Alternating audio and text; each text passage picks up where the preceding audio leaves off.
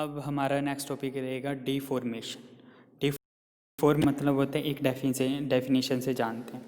सबसे पहले है change in dimension of the metal alloy और the material under the action of applied force is called deformation. ठीक है, किस चीज़ में कि जैसे कोई भी बॉडी है, अगर हम उसमें बाहर से कोई फोर्स लगाते हैं, एक्सटर्नल फोर्स लगाते हैं, तो उसकी वजह से उसकी शेप में, उसके साइज़ में, उसके डिमेंशन में उसकी लेंथ, हाइट, ब्रेथ, विड्थ, किसी भी चीज़ में उसकी चेंजेस आ जाना, वो चीज़ उसकी क्या कहलाती है, डिफॉर्मेशन हो जाना उस बॉडी में। ठीक है, और deformation of a metal is caused by mechanical action. ये किसके कारण भी हो सकती है, मैकेनिकल एक्शन के कारण हो सकती है। कोई एक्सटर्नल फोर्स लगाई या कोई हमने वेरियस फिजिकल प्रोसेस किया, वैसे जिसमें वेरियस फिजिकल प्रोसेस में आ गया आपका हैमरिंग आ गई, ठीक है, या टेंशन क्रिएट करी उसमें या कंप्रेशन किया, तो वो चीज़ किसके अंडर आती है, आपकी deformation. Most of the engineer components are suppose to be subject to applied forces. ठीक है, जो आपको पता ही होगा, जो इंजीनियर मटेरियल होते हैं उनके ऊपर तो अप्लाइड फोर्स कोई ना कहीं ना कहीं आप देखते ही होंगे कि उसके ऊपर कोई फोर्स का कुछ फ़र्क हो गई होगा। When subjected to applied force under को change in shape and dimension. जब उसकी जो उस कंपोनेंट में हम कोई अप्लाइड करते हैं फोर्स, ठीक है, तो उसकी शेप में, डायमेंशन में चेंज आ जाना। ठीक है, ऐसे होता है। फिर knowledge of the various phenomena of the deformation metal is helpful to an engineer. ठीक है, कोई भी डिफॉर्मेशन होती है तो एक इंजीनियर के लिए बहुत हेल्पफुल होती है उस, ठीक है, उन बारे में जानना, डिफॉर्मेशन के बारे में जानना कि उन स्ट्रेसेस का क्या फ़र्क पड़ेगा, क्या उस बॉडी में चेंजेस आएंगे स्ट्रेस के कारण। ठीक है, तो वो एक इंजीनियर के लिए एक नॉलेज का होना बहुत ज़रूरी है। ठीक है, while designing a component as allowable stress should not exceed the elastic deformation. जब भी कोई चीज़, जो भी इंजीनियर होगा वो डिज़ाइन करेगा कोई भी कंपोनेंट, तो उसको उस स्ट्रेस को इलास्टिक डिफॉर्मेशन से ज़्यादा नहीं, वो उनको डिज़ाइन कर सकता है उनको। ठीक है, फिर plastic deformation needed during cold and hot working. जो आपके डिज़ाइनिंग के पर्पस में होता है उसमें तो आपका इलास्टिक डिफॉर्मेशन तक ही उसकी हम क्या करते हैं, डिज़ाइनिंग करते हैं। पर जो आपकी प्लास्टिक डिफॉर्मेशन होती है उसमें जैसे कोल्ड वर्किंग या हॉट वर्किंग होती है, उसमें हम जो है प्लास्टिक डिफॉर्मेशन के लिए हेल्पफुल होती है हमारे को डिफॉर्मेशन के बारे में जानना। अब आप देख रहे होंगे ये एटम्स हैं एक यूनिट सेल के, जो मैंने आपको डायग्राम में दिखा रखे हैं, जिसमें ये 4 एटम दिख रहे हैं एक सेंटर में। ठीक है, जब हमने कोई बाहर से कोई एक्सटर्नल फोर्स नहीं लगाई तो उससे पहले तो इनकी पोजीशन ऐसी थी, ठीक है, राउंड शेप में दिख रहे होंगे। जब हमने टेंशन क्रिएट करी, यहाँ से फोर्स लगाई बाहर की तरफ, वो दोनों को खींचा, तो क्या हुआ है, इसके जो एटम्स थे उनकी शेप क्या चेंज होगी, उनकी शेप चेंज होगी।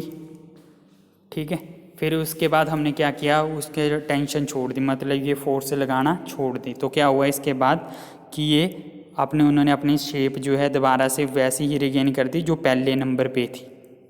ठीक है, तो ये क्या होती है कि इलास्टिक डिफॉर्मेशन होती है ठीक है, तो ये इलास्टिक डिफॉर्मेशन के बारे में मैं कुछ थोड़ा सा बताता हूँ।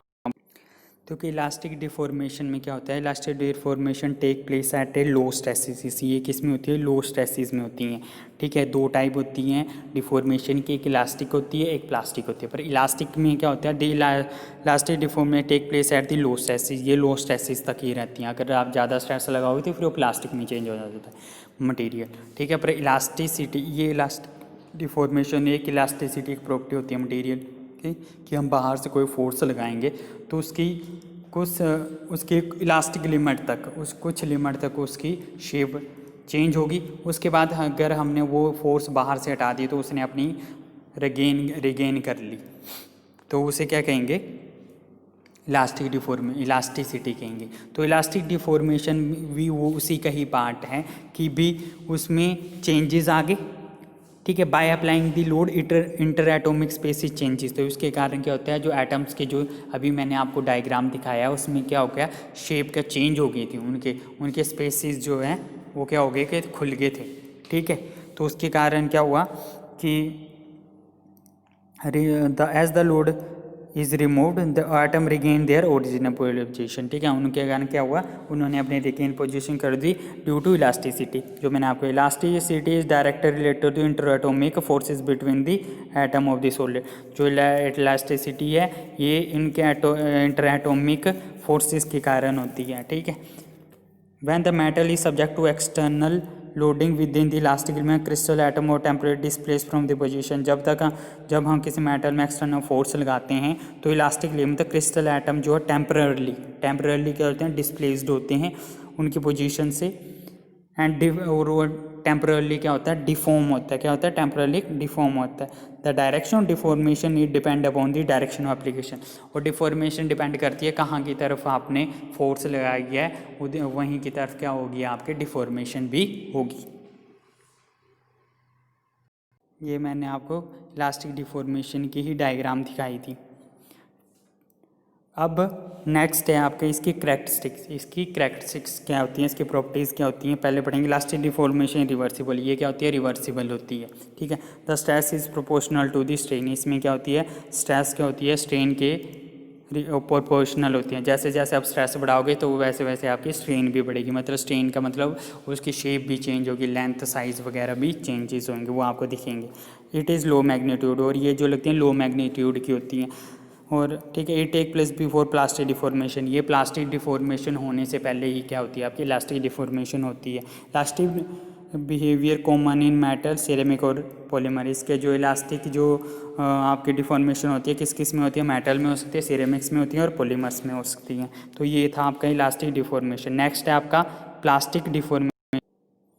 अब प्लास्टिक डिफॉर्मेशन से शुरू करते हैं। प्लास्टिक डिफॉर्मेशन क्या है आपकी, plastic deformation which remain permanently in metal even after the removal of the load causing the deformation. इसमें क्या होता है कि परमानेंटली क्या हो जाती है, डिफॉर्म हो जाती है। ठीक है, अगर आप लोड भी हटा दोगे तो परमानेंटली क्या हो जाएगी, वो डिफॉर्म हो जाएगी। मतलब उसका शेप साइज हो जाएगा, वो परमानेंटली चेंज हो जाएगा। प्लास्टिक में शेप साइज चेंज होने के बाद अगर वो लोड हटाते थे आप तो वो रिगेन कर लेती थी।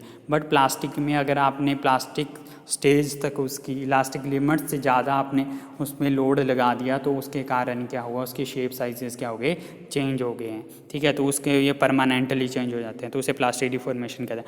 Plastic deformation happen under different conditions में हो सकती है, जिसमें आता है आपका टेंसाइल आता है, कंप्रेशन आता है और टॉर्जन आता है।